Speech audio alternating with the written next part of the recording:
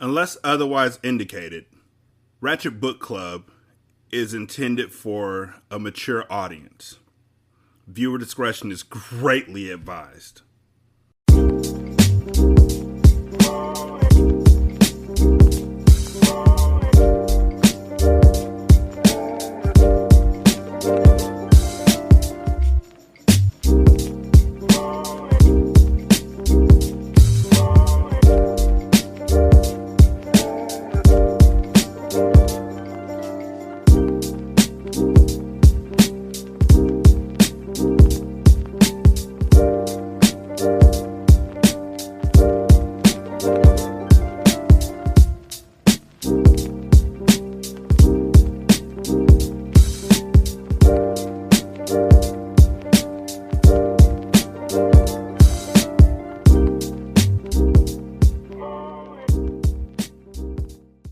Welcome to Ratchet Book Club, where we read hood classics and good classics. I'm Derek.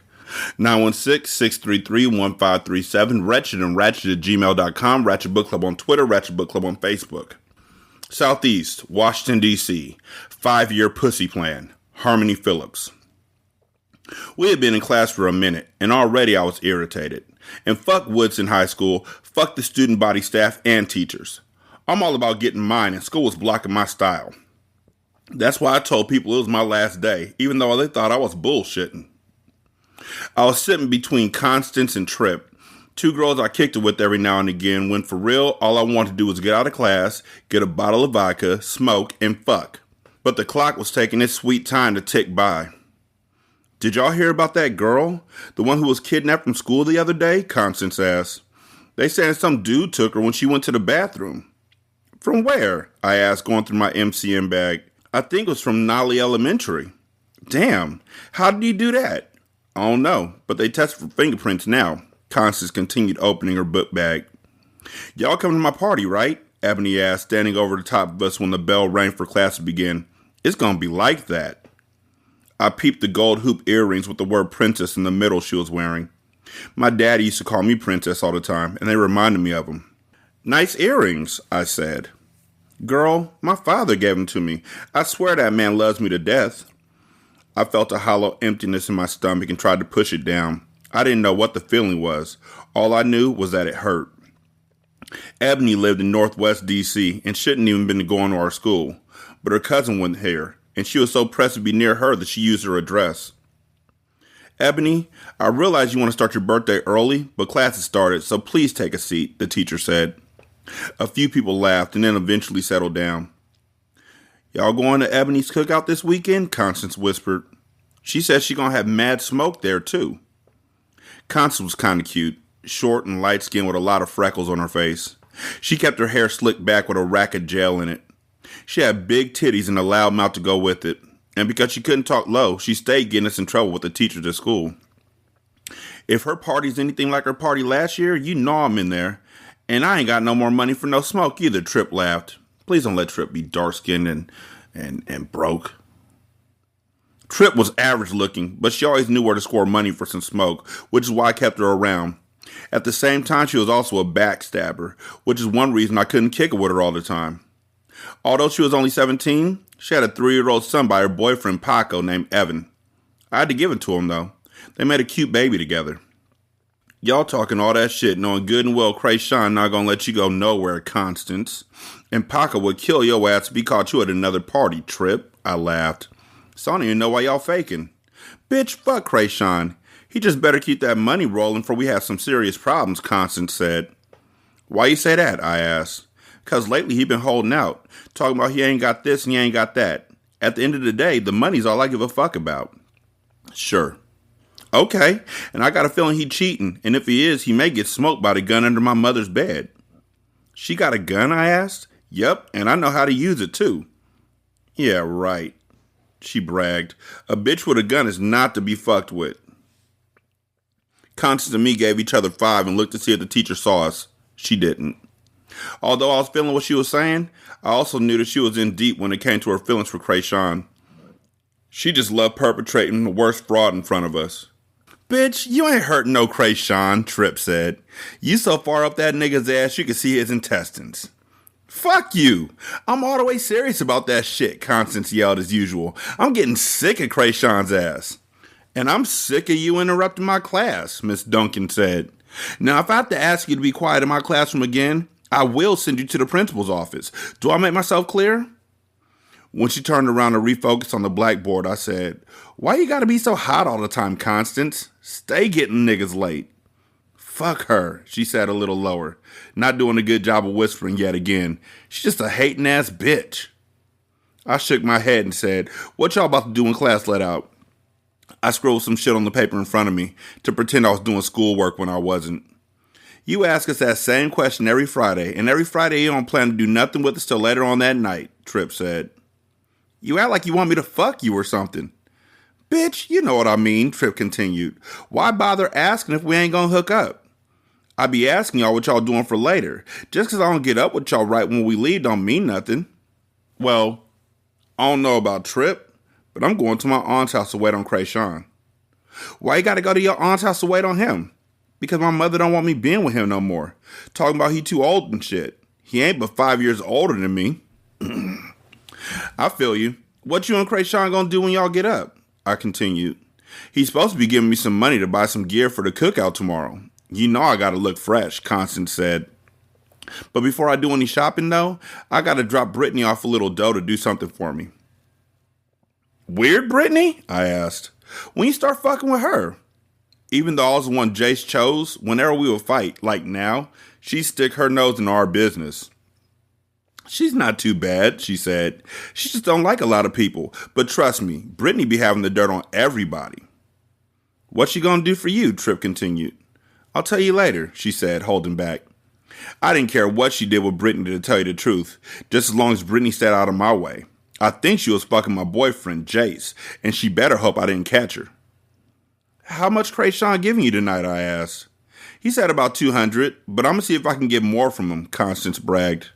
Trust me when I say the wells have been dry lately. The nigga owe me big time tonight, though. At least you know where your money coming from, I added. Me and Jay still beefing. I can't tell y'all beefing. You stay with the fresh sneaks and gear. Like when you get them new Princess Reeboks, Tripp asked. I been had 'em. Bitch, you ain't been had 'em, Tripp said. Girl, yes I have. And Jay said he really cut me off this time, saying he tired of my split personality. He sound like a fool. Well, do you have a split personality? Constance added. I ain't no more moody than the rest of y'all bitches, I said. And some of y'all take moodiness to a whole nother level by backstabbing your friends. Like who? I don't know. You said you fuck with Brittany. How do I know you don't be telling her the shit I be telling you? Knowing she been wanting my man since day one. 'Cause I wouldn't do that. While she was lying, I tugged at the seat of my pants. I think somebody burned me. I was fucking on the side, but I didn't know who, and I didn't know what I had. Yeah, well, you better not, I warned her, because I got some shit on you too. Wait, what? I think somebody I was fucking on the side burned me while she talking about Jace cheating. Okay. Yeah, well, you better not, I warned her, because I got some shit on you too. I paused. I don't want y'all telling y'all boyfriends my business either. They do work with Jace, you know. Girl, you already know I ain't telling Paco shit, Tripp said. And even if somebody did tell me your business, Jace is too blinded by you, girl. When I turned around to fake on my work some more, I saw Constance look at Tripp out the corner of my eye. Sneaky bitch. Bitches stay keeping up shit. When the bell rang, I jumped up and said my goodbyes. I was almost out the door until the teacher called me. Harmony, let me talk to you for a moment. I rolled my eyes, turned around and said, Miss Duncan, I really have to go. My ride is probably outside waiting on me right now. It'll only take a minute, Harmony, please. I stomped towards her desk, hoping she'd say never mind, but she didn't. I hear today's your last day in school. Is there any particular reason why? I'm not like the other kids in this school, Miss Duncan. Most of them come day after day, believing that education can get them far in life. But I know the truth. And what's that? That the only thing that matters in this world is dick and pussy. Damn. Like, her family fucked her up. She doesn't remember any of the things her dad told her because she was fucking 5 when that shit happened. All she remembers is the abuse and the stuff that these 2 pedophiles told her. Sheesh. I mean, she probably doesn't even remember her mom like that. I don't know, like bad memories, bad things, like really bad things, they do stick with you, like no matter what. But I don't know. I figured if I could be nasty as possible, she'd leave me alone. Her face rounded up and she said, "You don't think education's important?" I looked at this green bitch and said, "Fuck no." Harmony, watch your language. Wait, you mean before or after she said dick and pussy? Miss Duncan, this is me, and you wanted to talk to me, so I'm going to give it to you how you need to have it. So here it is. If it ain't making me money or helping me bust a nut, then I don't need it. And that goes for your so-called education, too. How you expect to get money without the education? I mean, at least through high school. I mean, shit, something. Harmony Phillips, I can't believe what I'm hearing coming out your mouth. What about the money education can make you in the long run? Fuck a long run. I need money now. Harmony, if you don't have a proper education, you're in for a hard life. A hard life? A hard life? I laughed. Let's see. My mother was killed in front of me. My father was murdered in prison. My grandmother and uncle have raped me for years at a time. And I have a drug dealer for a boyfriend. I paused. So tell me, how much harder can life get for me? I continued leaning on her desk. How much harder, Miss Duncan? So nobody did nothing for her about her grandma and her uncle, huh? They just knew. In the neighborhood, they just knew what was going on and didn't nobody say shit. That's fucked up. Silence. I didn't know. How could you? You assume that education can save the world when it can't. But I'm smarter than you in some ways because I know the truth. I needed someone to be there for me then, and they weren't. And now, I don't even know who I am anymore. I stood up straight and said, "Have a nice day." Harmony, wait. I stopped. Here, take my number. If you need someone to talk to, let it be me. I'll take this. But it's too late for me, Miss Duncan. Do yourself a favor and go save someone else. After I finished with Miss Duncan, I bolted out of the building. I went 4 blocks up the street and opened the back door to an abandoned house I found 6 months back. It was my little getaway, and the only place I could go to escape from the world. I invited a few people over sometimes, but mainly it was all about me. Kind of like the crawl space I went into all the time when I lived at Concord Manor. Even after all these years, I miss Concord and hoped that one day I'd be able to go back there, even though I couldn't. When I got to the house, I went into the basement and turned on a lamp I had brought from my grandmother's house and waited patiently. I loved Fridays because it was the one day I'd be sure to get fucked real nasty. Sex with my boyfriend could get a little weak at times when he has shit on his mind, and today I needed a release. Ain't you burning? Weren't you? Ain't you? You know you burning. There was an old couch and an old leather chair inside of the basement. I threw my book bag off, pulled my jeans down, followed by my panties. My pussy started itching badly, so I sat on the couch, opened my legs, and scratched it as hard as I could without making it too raw. There was a slight smell, too, but I didn't know what it was, and I figured I'd take a bath later to get rid of it. I had the strange itch for 15 days straight, and it was really starting to bother me. I had also developed strange sores on my hands and feet, and figured it was from allergies. But what was I allergic to? When I saw him pull up outside, get out of his car and look around, I opened my legs wider and stretched out on the old couch. Hearing his footsteps made me anxious, but not because I liked him, but because I knew when I was done, I'd be satisfied sexually. Having sex was my way of giving back to the community. At least that was the way I looked at things.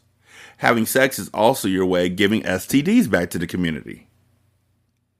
When he walked down the steps, he said, "Damn, shorty, you ready for me already, ain't you?" He dropped his jeans and then his boxers like they were on fire. I was actually getting ready to take care of myself, I lied. He liked to hear that kind of shit. "Oh, for real?" "Nah, I'm just playing," I giggled. My other appointment was in an hour, so I had to hurry. "What it do, cutie?" he said. "You been here long?" To me, Krayshawn was real cute with a baby face and he was tall as shit. He always dressed good and smelled nice too. Ain't that her homegirls? No.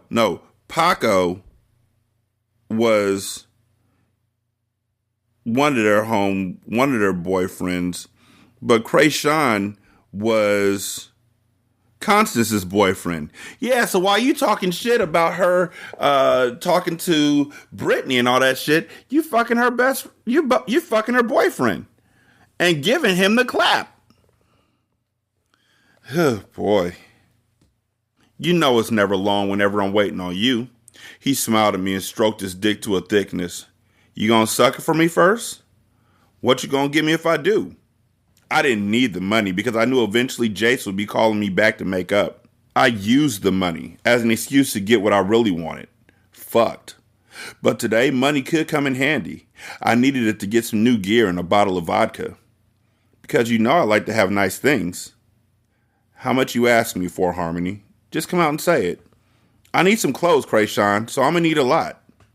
He looked at me like he could read me and say, how much is a lot? His jaw flexed a little.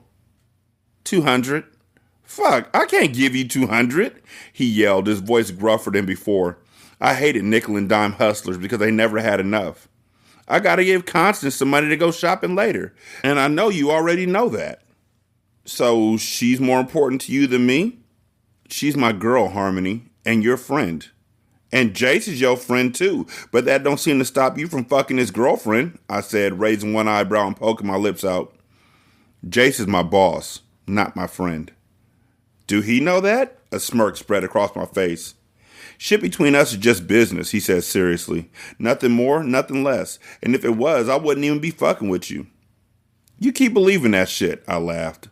I'm serious. Well, I wonder what he said if he knew what we'd do to each other in this house. He probably would have Tony Wop kill you or something. You know how hard he'd be tripping over me. Matter of fact, maybe I should call him. Silence.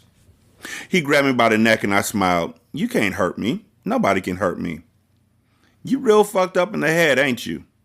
The money. Give me the money. I can't do it, he said seriously. I can't give you $200 when I know you can ask your man. That nigga got way more bread than me. You know what? I said, gathering my clothes. If she's so much more important to you than me, then go fuck her instead. I'm out of here. I put back on my jeans and grabbed my panties. I knew he was going to stop me because there was no way in hell Constance could fuck him better than me. He and I both knew it. I was still faking my way back up the stairs when he said, wait. I turned around and placed my hands on my hips. Waiting ain't going to give you none of this good pussy, but money will. It ain't about the money, is it? I was shocked at this question. You just want to see how far I would go for you. What I'll be willing to give up. You know what? I said, trying to throw him off my trail. Maybe we shouldn't see each other no more. Shit is getting too serious anyway. The confidence was drained from his face. Why are you saying that? I just think we need to slow all the way down. Harmony, I was just fucking with you, he said, walking up to me, taking my panties out of my hand. You know I can't be without you. Then act like it, nigga. You could be cold as shit, Harmony. He reached in his pocket and pulled out $200. What I'm gonna tell Constance? I tucked my money in the pocket of my jeans. That's your problem, not mine, I told him. But in a minute, you not about to give a fuck. I bent down, took him into my mouth, put a lot of spit on his dick, and gave him an extra sloppy blowjob. Spit ran down the sides of his dick, and I jerked him off simultaneously. Ah, damn, Harmony, do that shit, Krayshawn said. You like this, Daddy? I asked, looking up at him. You know I like that shit. Keep it nice and wet. More spit, baby. You taste so good. How in the fuck you learn to suck a dick like this? From my uncle. What? He said, looking down at me. Just playing. I continued giving him the business. He told me over and over how bad it was to have sex with Constance. How she wasn't as nasty as me. After I finished giving him a blowjob to die for, I bent over and let him feel my wet pussy. He was falling deep and I loved it. I love feeling needed. Out of all the things Uncle Charles told me, he was right about sex. It was so much easier to control people when you had something they wanted. I still don't understand how that nigga got out of jail. I don't. He murdered his daughter. I don't know how he's out. It makes no sense. I wanted to make sure every time Krayshawn left me that he remembered the difference between me and Constance. I could not be forgotten or mistaken for another bitch when I had been fucking all my life. It's not a bonus. Krayshawn? Yes, baby, he said with his eyes rolling up in the back of his head. I don't want you to love her more than me. I want you to be all mine. You know I'm about to leave Jace soon, right? Like we talked about? Yes, baby. But you gotta make more money first so we can be good. You gotta be able to take care of me. I can't wait, girl, he said, fucking me harder. Even if he was lying, for the minute it felt good to be wanted. I hate stringing Connie along when I don't even fuck with her like that. I love you. I love you too, I said, feeling an orgasm coming over me. Whenever a man begged, I mean really begged, it was such a fucking turn on. It didn't take me much longer after that to bust my cum all over his dick. He gripped me tighter and filled my pussy with his nut. And just like that, I was done, and so was a fantasy that I would be leaving Jace for him. Besides, right or wrong, Constance was my friend, and I wasn't going to give up our friendship for a public relationship with Krayshawn. And what about Jace? Nah, he could never have me on a solo tip. When he was taken care of, I put on my clothes, gave him a kiss on the cheek, and rushed to my next rendezvous. I met him in the same place every Friday too, in his car, behind the Row Shopping Center. So when I saw his white van, I got inside and we pulled close to the trash can. We both looked around to make sure nobody was looking, and I eased my jeans off. You were late today, he told me with an unexpected crinkly grin. I thought you wasn't trying to fuck or something. You know that ain't it, I smiled. You been fucking somebody else, he asked me. Other than Jace? Paco, what difference does it make? We together now. God, dog. Like, okay. Yeah, okay. What's up with you? He was blowing the hell out of me. I moved a little in my seat and said, Paco, what's up with you? You acting kind of weird. He smiled and said, why you always so horny? I ain't never met a chick like you who had to do it all the time. I hated this question. I hated that he kept asking me. I didn't know I was so horny all the time. I didn't understand why I felt the need to be sexual. I didn't understand a lot of shit about myself. You know what? I gotta go, I said, moving for my jeans. He laughed and said, I'm just fucking with you. Then he took the jeans out of my hand and put them back on the car floor. I had a long couple days. What happened? I said, although for real, all I wanted was sex. Unlike Krayshawn, Paco loved to tell me about what was going on with Jace in business. I knew more about the business than Jace thought I did. Paco sighed a little and said, You and Jace still not talking? He avoided my question. No, I sighed. And he's not answering my calls. So for real, I don't even want to talk about him. But what happened with you? Why are you out of it? He looked at me and said, Your boy Callie went crazy and did some shit that may get us all late. Like what? He looked me over and said, What you mix with? What? I said, What you mix with? Black. I mean, my mother was light-skinned and mixed with white, but I'm not mixed with too much of nothing, I don't think, I said, rubbing his dick in his jeans. Why? You look Spanish, especially your hair and stuff. I heard that all the time, and my answer was always the same. I was what I was, and that was pretty much it. So what did Callie do? I said, stroking the hardness. He looked at me, and I knew he was trying to tell if he could trust me or not. He kidnapped a kid. The one who's been on the news all the time? The one that's missing from school. The girl from Nally? Yeah. I knew Callie could be crazy, but this was different. Tripp just told me about that today, I said. Whenever I mentioned Tripp's name, he always got uneasy. I could never tell if they were really feeling each other or not. You don't be talking about me with her, do you? Not so much. Look, I don't want you telling nobody about the shit with Callie either. This between you and me, okay? Got it, I smiled. So, do you want to keep talking or do what we came to do? I climbed in the back seat and let him bang me from the back. My pussy felt so raw and itchy that I started to change my mind. But all I thought about was sex. Sex when I was eating, sex when I went to sleep, sex when I woke up. So I let myself go and didn't stop till I came, and it felt so fucking good. When we were done and he busted off of my pussy too, I had him drop me off at Landover Mall. I was there for 2 hours and I burned the mall down. I bought 5 cute shirts, 2 pairs of Liz Claiborne blue jeans, a new crimping iron, and 2 bottles of hairspray. My hair was soft and long, so I had to put extra spray in it to keep the crimps from falling out. I was going to look too cute for the cookout tomorrow. Even though I was so broke, I didn't have enough money to catch a cab home. But I hitchhiked a ride, and within 15 minutes, I was home. When I was home, I took the bags in the house and hid them for my grandmother. I was going to hit her up for some money too, and I didn't want her to know what I got from other folks. With my gear in order, Now I was going to have to get some money from somebody else for a bottle. The doorknob was in my hand and I was almost out the door when the phone rang. It was Constance. Girl, he fucking cheating on me. I can't believe it. I told you I didn't trust Krayshawn's ass. What I'm gonna do? She cried. He gonna dump me. Why do you say that? I sighed. I wish he hurried the fuck up. I just fucked two niggas back to back and I needed a drink. Cause you know that ain't the case. He would never cheat on you, girl. It is true, she yelled. Number one, he never came to my aunt's house, and when he finally called me later, he said he didn't have the money for me anymore. I don't know what to do if we not together. I thought you said it was all about the money. So if he ain't giving it to you, get another nigga. You know I was just talking shit.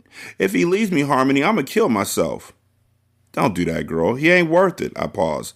But look, I'm about to roll. I'ma hit you when I get back. I slammed the phone down and shook the call off. I realized I probably sounded insensitive, but if I didn't get something to drink, I was going to blow. Plus, she was bringing me down, and I didn't need it. Why should I care about her feelings when I have feelings and needs of my own? I needed someone to want me all the time, and it's too bad that one of the people who does that for me happens to be her boyfriend. After I got off the phone, I went back outside and fanned a few fat-ass bugs out of my face. I hate fucking cicadas.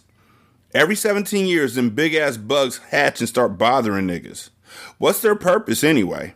All they do is roam around, make noise, leave wings all over the street, and irritate the hell out of me. So, they literally do it every 17 years. So does that mean that you only get hit up every 17 years? Or does that mean that it happens every year because one of them hatched an egg and that egg took 17 years to progress, but the next year something that was born off of that one came out and it lived for 17 years? Like, I always got confused about that. You know what? I'm going to just look it up. I don't even know what the fuck I'm talking to y'all niggas. Y'all don't even fucking know. Y'all probably don't even look at that either. Y'all just fucking hate them too and don't even know why. Hold on. According to Quora.com, because that's where somebody asked the question, why do cicadas come out every 17 years? The answer is there are different subspecies of cicadas. But for this question, I'll be talking about the ones that come out every 17 years. It's common for people to think they sleep all the time, that they just disappear into thin air and won't be seen for another 17 years. It's actually much simpler than that. An adult cicada only lives for about 4 weeks. In those weeks, they continuously mate. The females will lay about 600 eggs on trees and feast on the sap and leaves until their bodies fall to the ground lifeless. Those eggs will then hatch. The young cicada, instead of eating the leaf they emerge from like caterpillars, will instead fall to the ground. What they do is bury themselves underneath the soil. And so, they live underneath our feet for 17 years, making tunnels, foraging for food, etc. It takes 17 years for those little fellows to finally mature into an adult, in which they then dig their way back to the surface and the life cycle starts all over again. Now, scientists don't fully understand why cicadas stay underground for so long. The common theory is so they can avoid predators while they're still young. It's really fascinating. Because there's so many of them, easily millions of cicada adults, the predators will easily become full and stuffed, looking for an easy snack. That way, the ones who weren't eaten have a successful chance of escaping or producing eggs. And this is all without harming their species' chance of survival. So, 17 years, I don't know. It doesn't really answer the question for me. I feel completely unsatisfied. Like, I think it's stupid and weird, but, you know. Oh, I guess this is a good place to go. No stupid questions on Reddit. Watch this. 6. That's a stupid question. Because it's not even a question. So if you ever hear somebody say there's no such thing as stupid questions, say, you know what though? I heard one time the stupidest question ever. And they'll be like, what? And you could say, this guy said 6. Exactly. If cicadas only come out once every 17 years, then why do I hear them every year? And how do they come out every 17 years? Where do they go? And if they're not actually out right now, then what's in the trees going? I've never heard a cicada before. I don't know what fucking sounds they make. Get the fuck out of my face. There are several different broods of cicadas. Only some have a 17-year cycle, like brood X and brood or Brood 10 and Brood 8. It says Brood X and Brood VII, and then I realized what what the fuck they meant. Bet you didn't think you get science here, people. Ha, I'm multifaceted. Anyhow, there are some that emerge each year. Some have a 2-year cycle, 13-year cycle, 17-year cycle, and others in between. They don't all emerge at the same time. The Brood 10 cicadas, one of the 13-year ones, are mostly over for this year. There are other groups just emerging now. Some will emerge in August and some in September. They're all different groups. They don't go anywhere. All the cicadas that emerge this year are dead or dying. They laid a bunch of eggs. Those eggs hatch and the nymphs bury themselves near plant tree roots. They hang out there underground, sucking on liquids from tree roots and growing until the time comes they can emerge, have sex, lay eggs, and die. Okay? Okay? You got it? Good. Also, another stupid question. You ready? Here's another stupid question. Herger burger. That's a stupid question, right? Exactly. Yeah, that's what I thought. Herger burger. Himmel bimmel. Like what? Anyways. I hate fucking cicadas. Every 17 years, them big-ass bugs hatch and start bothering niggas. What's their purpose anyway? All they do is roam around, make noise, leave wings all over the street, and irritate the hell out of me. They actually sound like you. All they do is have sex. I'm just saying. If you ask me, they remind me of the bitches at my high school, walking around all day, swinging their hair and teasing boys. If that's your thing, cool, but don't get mad at me when I put out. Unlike them bitches, I got a 5-year pussy plan. To fuck Jason till he can't get enough, have the son he wants, and be set up for the rest of my life. On the way to the liquor store, I got a couple dollars from one of Jace's friends. I was on my way to get a pint of vodka from A&B Liquors on the corner, because they didn't bother me about my age. After I bought my liquor and drank half of it, I saw 2 chicks I kicked it with from time to time standing on the corner. One called herself Nut, and the other Cherry, and nobody knew their real names or even cared. They fucked for money, and as far as I knew, they were good at it. Cherry was dark-skinned, short, petite, and real pretty. But what I always noticed about her was her wide eyes and naturally long lashes. The funniest thing about her were her parents. Them motherfuckers cussed each other out every day. I think because of it, Cherry's used to drama and loves a man who beats her. At least that's what I hear anyway. Nut has a honey complexion, but she's real tall and shapely. She wears honey-colored contact lenses and her hair in a golden brown bob. I don't know much about her past, except that she was raised in foster homes. "What's good, Spanish Fly?" Cherry said, smoking a cigarette. She was talking to me, but looking at the cars behind me, waiting for a trick to pull up. "You ready to come out here and make some money?" "I told y'all I'm not Spanish, and I'm good on the money tip. Jace takes care of me, so I'm going to leave that raunchy shit to you." They both laughed. "Jace takes care of you, huh?" Cherry smirked. "Yeah, why you say that?" I frowned. "'Cause we be seeing him riding around with another girl in his new car all the time," Nut added. My stomach felt like bowling balls were in it, and I was off balance. "A new car?" I repeated. "Yeah, and a new girl to go with it." They both laughed. I didn't. "Stop lying," I said. "You always starting shit." "All right, Spanish Fly," Nut said. "You gotta believe what makes you sleep better at night. But it's like I told you, you've been getting a rep for yourself around the hood. You better slow down if you want to keep your little boyfriend." "Yeah, that might be why you got a new broad," Cherry added.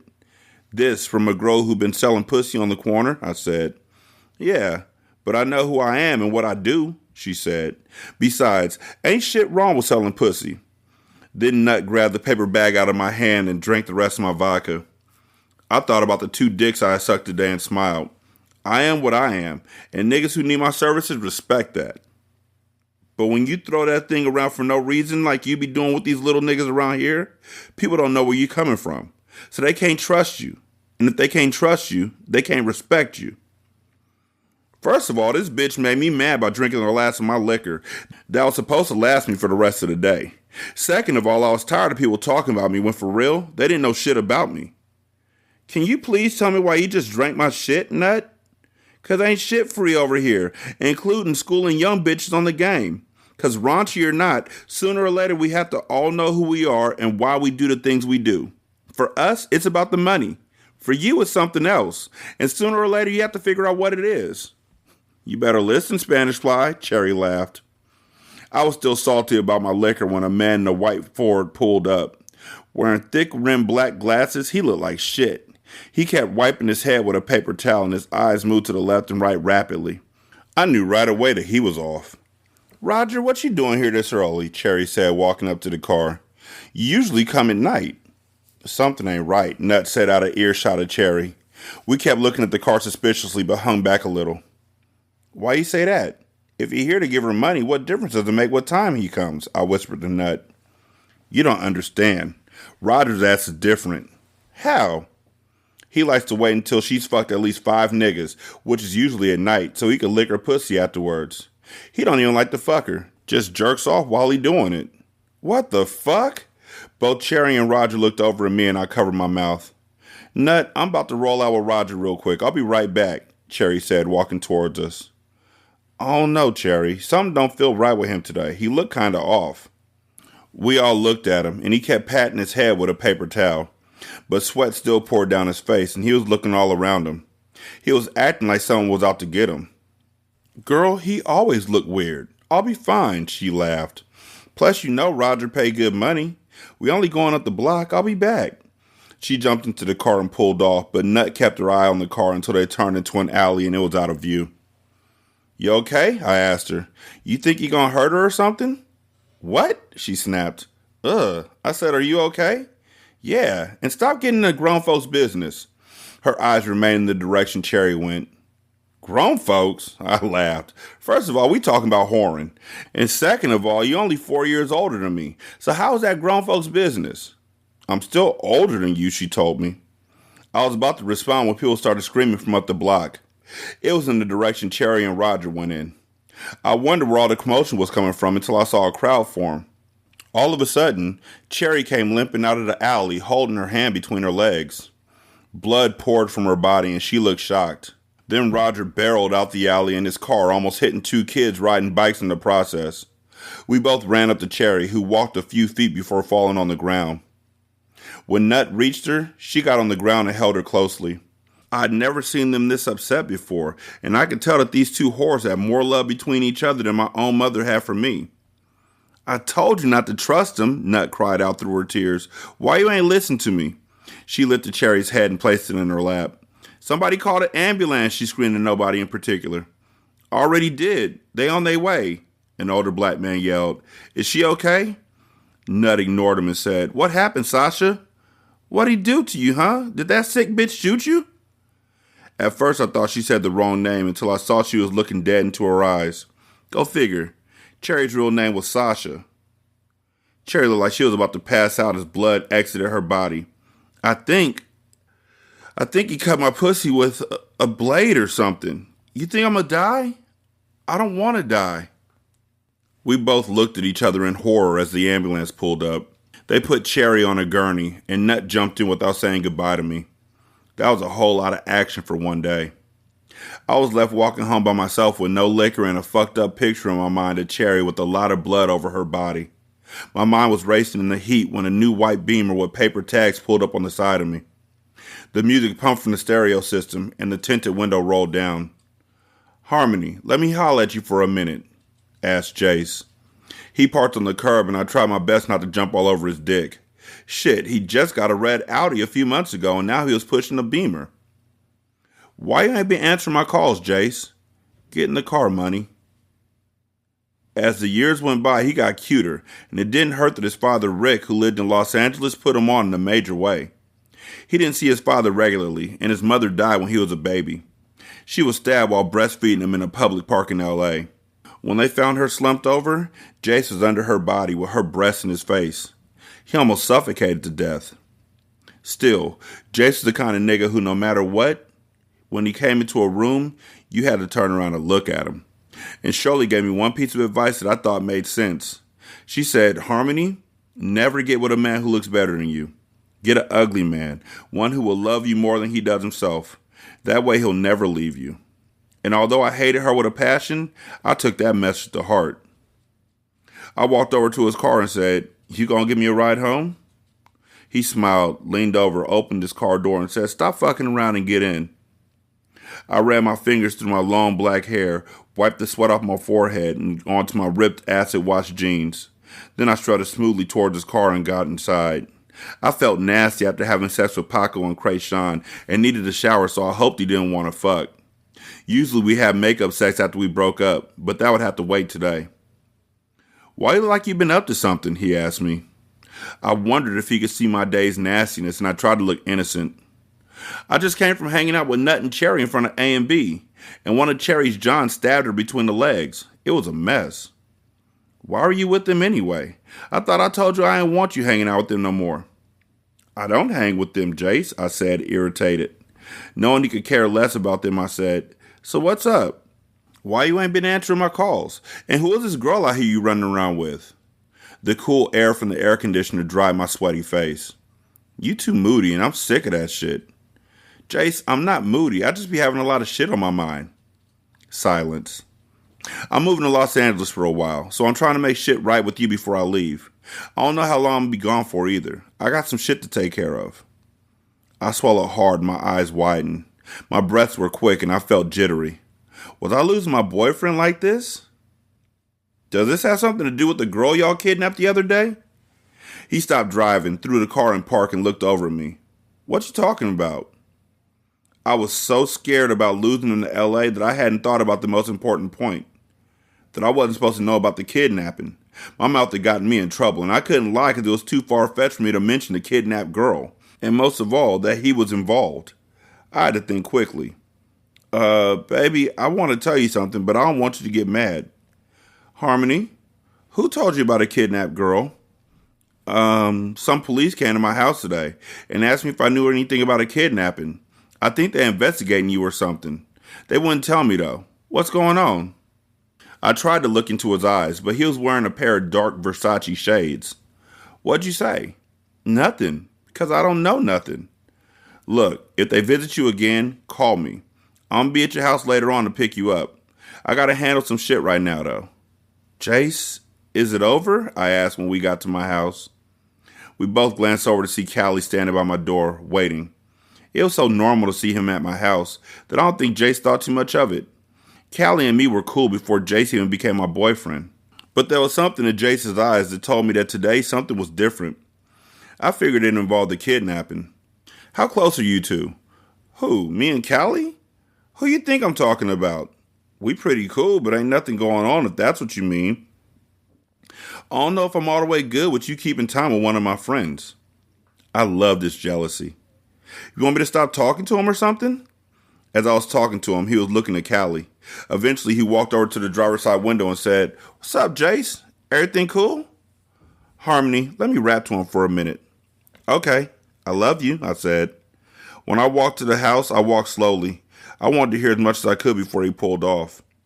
"Did you mention anything to anybody?" Jace asked him. "Nah, why?" Both of them looked at me and said, "We'll rap about that later. But don't forget to meet them people I asked you to meet later. Page me when you're done and I'll scoop you up." "Bet," Callie said, backing away from the car. "And you better be ready in a couple hours," he told me. I hope Jace didn't mention me knowing about the kidnapping of Paco because he would go completely off. How could I be so fucking stupid? When I walked towards my house, Callie walked with me and we watched Jace pull off, before he gave us one last look. Callie and me had a weird relationship because he was like a bodyguard to me. But his heart and soul belonged to Cherry. Even he got cuter over the years, but he was still an average dude. Callie lost most of his baby fat and had a honey-colored complexion with really dark eyes. They resembled black marbles. "What you and Jace talking about?" he asked out of nowhere. "What?"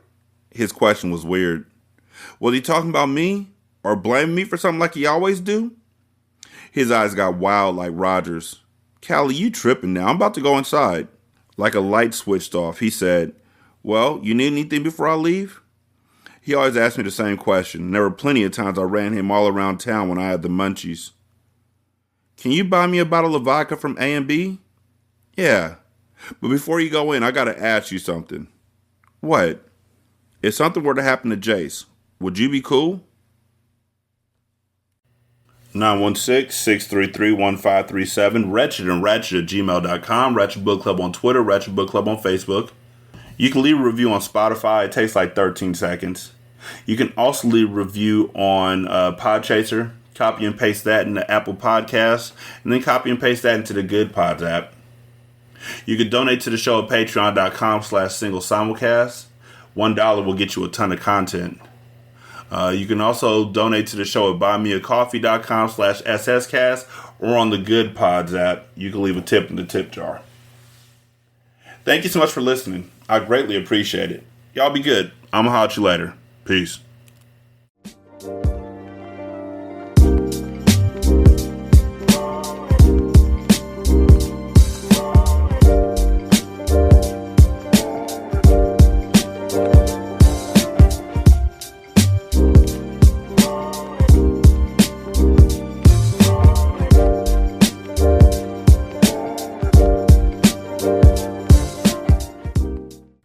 The intro and outro to Ratchet Book Club is by That Kid Garan, and it's called Goodbyes.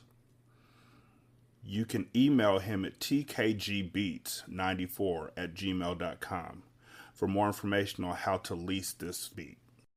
This is Single Simulcast.